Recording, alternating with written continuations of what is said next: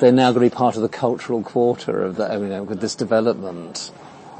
But in the meantime, they've got to find other peripatetic places, and they've got to fundraise for this as well. So it's just a fundraise. That's all they're doing. Yeah.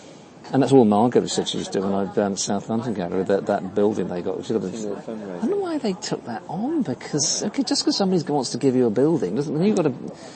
Well, they're not going to pay, you've got to pay for it then. They'd be better off just renting out a couple of rooms. Well, exactly. I mean, I can't understand. It's a nice enough space, big enough space anyway. I would have thought you could do the South London Gallery. Why not have another one? Yeah.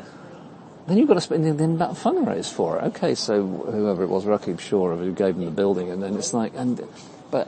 Well, maybe that's also another question is, is this constant need to expand, whatever you are, whether you're in the public sector, also problematic. Well, yes, exactly. But this seems to be the way. It's why I don't know why we need, a very large staircase with a few galleries stuck on it and stuck next. Because it's symbolic. I guess, yeah. Power. Yeah, I think it must be. All these, these galleries having to. I mean, the logic of Tadeusz Ropacz being in London, nobody can seem to. I mean, I was talking to somebody who knew somebody who worked from in Paris, couldn't really understand. Because who's he selling to here? He's not selling to in Paris. Doesn't make any sense. Other than the fact that David Zwerner's got a big townhouse, I want one too. Except mine's got to be even bigger, which it is. I mean, it's like maybe in the end it's just property development. I think it's actually ego. It's like, it's something more like, it's kind of keeping up with the, Yeah. I mean, spectacular space. Nice show at the moment. I mean, the shows I've seen there have been pretty, Yeah. But that's curate. I mean, how much of that stuff is for sale? I mean, I don't know.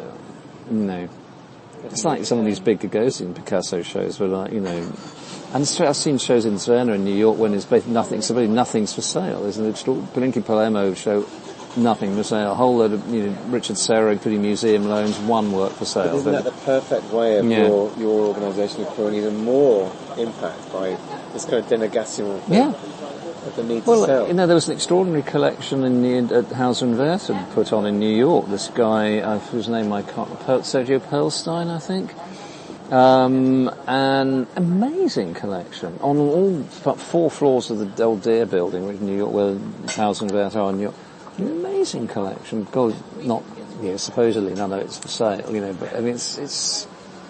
But I suppose they're hoping once when he, because he's still alive, this guy. I mean, it's like with, I mean, the money. I mean, it's just these spaces now in New York. I mean, it's. I think Dorogasson has 3 galleries in New York. I mean, Gagosian has, goodness knows how many. I don't know. Zwerner's building another one. Yeah. Yeah. And in Hong Kong, and in they're becoming like multinational companies. So we can't emulate that. So no, perhaps we just have to. Well, we go the exact opposite. I think you have to go just to keep it on a small scale and actually do what you want to do, and not try and play that game. I think actually, this is what somebody else is saying to me. That she's decided actually she wants to, I think the only way to do it is to focus on what she's interested in doing. Yeah. And a bit like being like an interior designer. Yeah. You just work one-on-one with clients. But how feasible that I think you have to be extremely strategic now. But to certainly in middle, because the only gallery is only real money of the big 4 really. I mean, I think it's like The thing is, most of us, it's closed, but. We never became mid-level galleries. We just stayed. We were just always small emerging galleries that had been around a long time. Yes. Yes. I never. There was this sort of series of glass ceilings that I never really got. Do you think the art fair is also responsible for keeping you penned? Well, I think the art fairs are the way you kind of move. I mean, I didn't have the money to do enough of the art fairs, or I couldn't get on a regular basis into the ones that were like Frieze and Art Basel. This year, Art Basel let 25 new galleries in. Yeah. Which tells you something. Well, I think some people. I think some of them. They managed to clear out some of the old. It was exactly. Well, that's true. And other people closed. Yes. Yeah.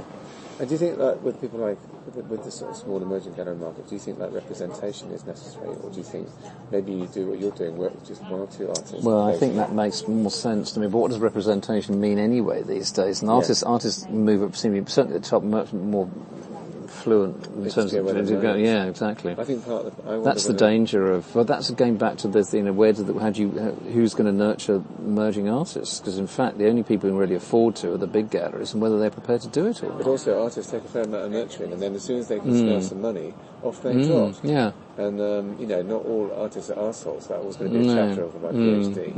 But I think unfortunately there is that too. So it's spotting opportunity because they know they've only got 5 years to make some money. Yeah. Yeah.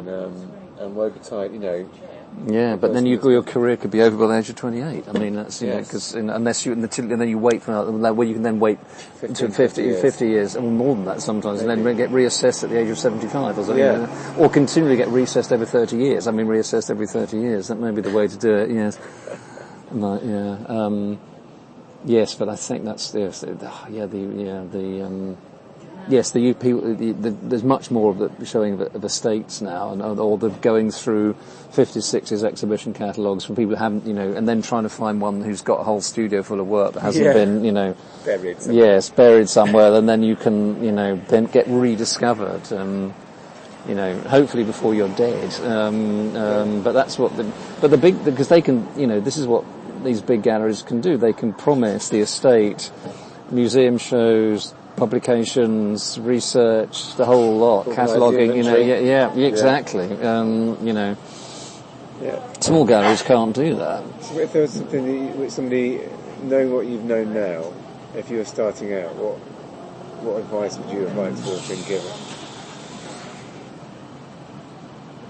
Well, I think the thing is that it's keep things simple and keep the costs down.